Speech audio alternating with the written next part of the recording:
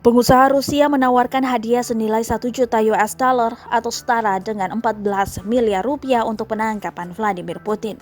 Dia bahkan memposting poster dicari mati atau hidup secara online.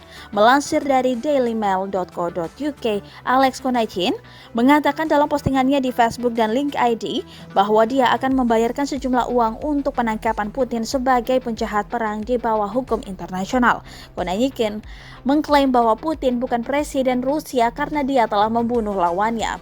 Postingan itu termaksud poster tiruan yang berbunyi dicari mati atau hidup Vladimir Putin untuk pembunuhan massal.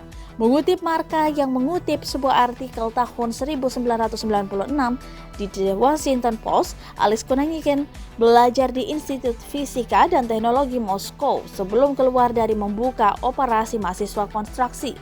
Dia kemudian masuk ke bisnis lain seperti perbankan, saham, dan real estate.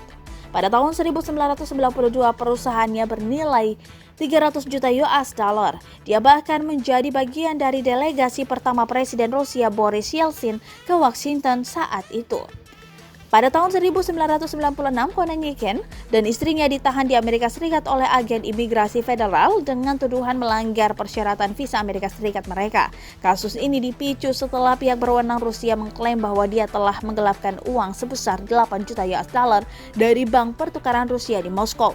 Kasus itu berlarut-larut selama berminggu-minggu selama persidangan. Menurut Post, Konechin bersaksi bahwa beberapa asisten perusahaannya di bank pertukaran Rusia menekannya untuk uang dan mengancamnya, yang membuatnya pindah ke Hongaria.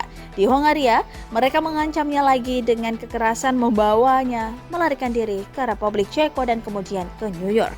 Pihak berwenang Rusia mengklaim bahwa versinya tentang peristiwa itu salah dan bahwa dia hanya berusaha memfitnah mantan karyawannya.